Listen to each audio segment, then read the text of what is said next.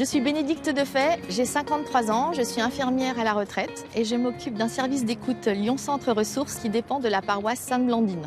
J'écoute les personnes qui ressentent le besoin de venir poser leur histoire, de parler avec quelqu'un dans un lieu complètement bienveillant, dans une écoute complètement inconditionnelle, sans jugement. Souvent, les adultes que je rencontre, ils portent des histoires familiales très difficiles et des enfances très très blessantes qu'ils n'ont jamais pu dire à un moment de leur vie. J'étais très angoissée, stressée par ce rendez-vous. Je suis toujours très touchée, moi, d'être le témoin de cette histoire qui se dit, de voir combien les gens, en faisant la vérité sur leur histoire, ils retrouvent un visage qui est beaucoup plus éclairé, beaucoup plus apaisé.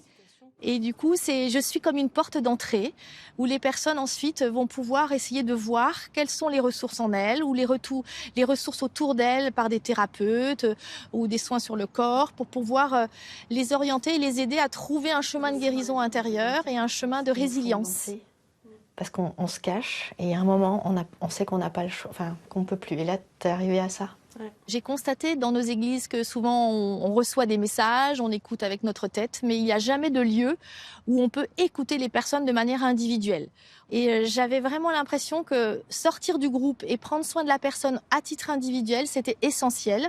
Et ça m'a motivée à ouvrir ce centre d'écoute et d'accueil. On voit des gens qui sont transformés, qui ont pris leur vie en main et qui disent finalement d'avoir été écoutés, ça leur a permis de s'entendre et de démarrer quelque chose qu'ils n'avaient jamais pu faire avant.